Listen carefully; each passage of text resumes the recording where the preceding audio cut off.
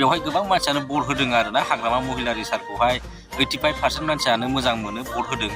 जोङो गासै आवगाय दुलाराय बर' फरायसा आफादनि मावथिमोन जों फैनानै दिनै BPF दोलो राजखान्थि दोलोआव जयेन जाफैदों। हाग्रामा महिलारि सारक তেওঁলোকে বিশ্বাস কৰে আৰু হাগ্ৰামা মহিলাৰ সাৰ যদি বিটিসি যদি শিব হৈ থাকিলে হয় এনেকা নোটিশো নাহিলে হয় এনেকা ইস্যু নহলে হয় বুলি আহিছো। বাঙালী গাঁৱত মুছলমান গাঁৱত তেওঁলোকে সব কৈছে নেক্সট বাৰ হাগ্ৰামা সরকার নেক্সট বাৰ হাগ্ৰামা মহিলাৰ ডাঙৰে আহিবই বুলি।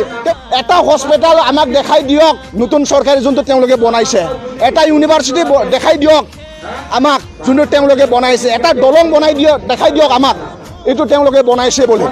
नंगौ थारैनो जेनेबा बेवहाय आदा कास्टम बसुमतारिया जेबायदि बुंदों मोनसेबो दालां बानायाखै, मोनसेबो इउनिभार्सिटि गैया, हस्पिटाल मोनसेबो गैया, ओमफ्राय नोङो दालां थुलां जेबो गैया बेफोरबायदि खोथा होनदों आरोना। नंगौ थारैनो जोङो दिनै नुबाय आरोना 3 बोसोर जाबाय दिनै नुबाय जोङो जेबो गैयाबो बेबायदि जेबो गैया आरोना बानायनायखौ जों नुनो मोनाखै। जोबोद दुखुनांथाव आरोना बेफोर।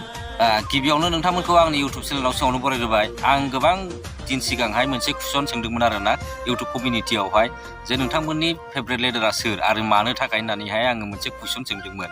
ओमफ्राय बेवहाय गोबां मानसियानो भट होदों आरोना हाग्रामा महिलारि सारखौहाय 85% मानसियानो मोजां मोनो भट होदों।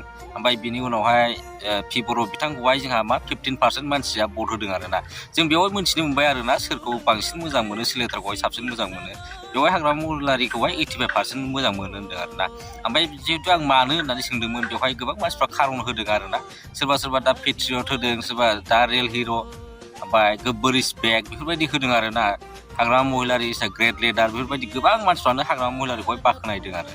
ओमफ्राय जोङो दा गमामायैनो थारैनो नुबाय आरोना दिनैहाय जोंहा नै दा बावैसो कास्टम बसुमतारी बिथाङा जोङो BPF आव जयेन जादों आरोना। जों बेयावनो मिथिनो मोनबाय आरोना लासै लासैनो हाग्रामाखौ मोजां मोननाय मानसिफ्रा बांबोनो हमगासिनो दङ। आरो हाग्रामाया जिहेतु नोङो एक्सपिरियेन्स गोनां मानसि नंगौना नङा, 17 बोसोर राजनितिक सालायनांगौआ मामुलि नङा। आरो बिथांनाव एसे एनैल' गियान थाया आरोना राजनितिकनि बागै, बिथांनाव थोजासे गियान दंसै दा आरो रोंगौथि थायो रोंगौथि। जेनेबा हाग्रामा महिलारिया दिनै राजनितिकआव दङ, बिथाङा मिथिगौ माबोरै सालायनांगौ जायगाखौहाय नंगौना नङा, गावनि ओनसोलखौहाय माबोरै सालायनांगौ बिथाङा मिथिगौ। नाथाय सोरबा नोङो गोरों गोरा जानाल'थ' जाया, बेवहाय नोङो रोंगौथि थानाय जानांगोन आरोना बे फिल्डआवहाय, जेनेबा राजनितिकनि फिल्डआवहाय बेफोरबायदि जोंनो नांगौ आरो। ओमफ्राय दिनै जोङो कास्टम बसुमतारी बिथाङा जोंना फैबाय जोंना BPF आवहाय जोबोद मोजां मोनदों आङो। आं सिगां सिनायामोन कास्टम बसुमतारी बिया सोर होननानै, नाथाय नैबे जोंनि बर'खौहाय दि इना खाना नोङो एनकाउन्टार खालामदों, फेक एनकाउन्टार नंगौना नङा, केनाराम बर'नि जायगायावहाय नोङो दिम्बिसर मुसाहारिबो गावथारदों जोंहा। ओमफ्राय बेवहाय गिबिसिन आवाज होनायानो जाहैबाय जोंहा कास्टम बसुमतारी। दा नैबे आदा कास्टम बसुमतारीनि नाजानायावनो दिम्बिसर मुसाहारिखौ जे नोङो केनाराम होननानैहाय गावथारनानै पुलिसफ्रा नोङो न'खरनि मानसिनो खिथागारानो फबखोमाना दोनदोंमोन।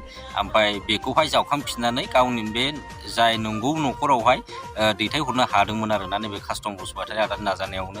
बिथांमोनहा नोङो जानाय गैया लोंनाय गैया खारबाय थानानैहाय दावराव खालामबाय थानानैहाय बे खामानिखौहाय मावफुंसार होनो हादों आरोना। आं बिनिफ्राय बिथांखौहाय आदा नैबे कास्टम बसुमतारीखौ जोबोद मोजां मोनो आरो दा आङो बिथांखौहाय फल' खालामबाय थायो आरोना। ओमफ्राय दा दिनैहाय BPF आव जोङो जयेन जानायखौ नुनो मोनदों। दा नैबे आदाया कास्टम बसुमतारीया BPF आव जयेन जानानै गोबां खोथा मोजां मोजां होन्दों आरोना। जोङो सोलोंना लानांगौ, नंगौ सोलोंना लानांगौ जोङो। जेनेबा नोङो हाग्रामा महिलारि सारमोनाथ' नोङो दानि नङा नंगौना नङा, 17 बोसोर सालायबाय, बिथांमोनाव गोबां रोंगौथि दङ आरोना राजनितिकआवहाय। दा बिथांमोनजों सोलोंनांगौ, जोंहा हाग्रामा महिलारि सारमोनजों गोबां सोलोंनांगौ दङ आरो सोलोंना लागोन। आरो इयुनावहाय फिउचारावहाय सोर दैदेनगिरिया बिसोरनो जागोन नंगौना नङा, जेनेबा कास्टम बसुमतारी आदामोन बायदियानो उनाव दैदेनगिरि जाहैगोन दानिफ्रायनो सोलोंलांनानैहाय। जोङो गासै आवगाय दुलाराय बर' फरायसा आफादनि मावथिमोन जों फैनानै दिनै BPF दोलो राजखान्थि दोलोआव जयेन जाफैदों। BPF दोलोनि दैदेनगिरि बिथांमोननिसिम साबायखर बावबाय। BPF राजखान्थि दोलोनि CWC दिनै बिजिनियाव जादोंमोन। मानाव गेदेर BPF दोलोनि आफादगिरि मानगोनां हाग्रामा महिलारि सारनि दैदेननायाव दा जोङो अर्जुन नार्जारी पानिरिनि आरो बेबादिनो फंबाय जोङो गासै आवगाय दुलाराय बर' फरायसा आफादनि मावथिमोन जों फैनानै दिनै BPF दोलो राजखान्थि दोलोआव जयेन जाफैदों।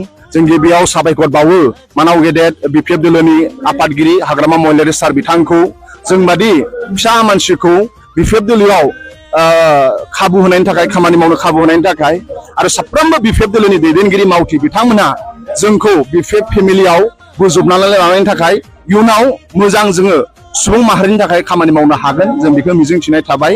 बयनिफ्राय इयुनाव एग्रीमेंट जानाय बा एकर्ड जानाय बे जाहैबाय बिटिसि एकर्डनि उनाव जोंहा बर' भाषाया 8 शिड्यूलाव रिकगनाइज मोनदों बिटिसि एकर्डनि उनाव जोंहा 6 शिड्यूल मोनसे एनाउन्समेन्ट मोनदों नाथाय हाग्रामा महिलारि सार दैदेननायनि जि बिटिसि बयनिफ्राय इयुनाव 2003 मायथाइयावसो एग्रीमेंट जादों अब्लाबो बिराद फास्ट बे मोनसे डेभलपमेन्ट जादों गोदोहाय जोंनि लाइमोनफ्रा फरायनो थाखाय इउनिभार्सिटि गोजौ सोलोंथाइ लानो थाखाय इउनिभार्सिटि गैयामोन लवार आसामाव बिटिसि एकर्डनि उनावसो 2003 मायथाइनि उनावसो बड'लेण्ड इउनिभार्सिटि मोनदों जायनाखि जोङो बिटिसि एकर्डनि उनाव मोनदों दा बेफोर मोनसे उदाहरन आरो मानाव गेदेर हाग्रामा महिलारि सारनि दैदेननायाव बयनिफ्राय इयुनाव जोङो बर' जाथिया 6 शिड्यूल मोनदों अब्लाबो बयनिफ्राय बांसिन डेभलपमेन्ट जादों उदाहरन हिसाबै ट्राइबेलफोरनि गेजेराव प्लेन ट्राइबेलफोरनि गेजेराव 6 शिड्यूल एरेन्जमेन्ट रावबो मोनाखै नाथाय बर'फोरासो मोनदों बे मानाव गेदेर हाग्रामा महिलारि सारनि दैदेननायाव आरो बयनिफ्राय उनाव एग्रीमेंट जादोंब्लाबो बयनिफ्राय फास्टेस्ट डेभलपमेन्ट जादों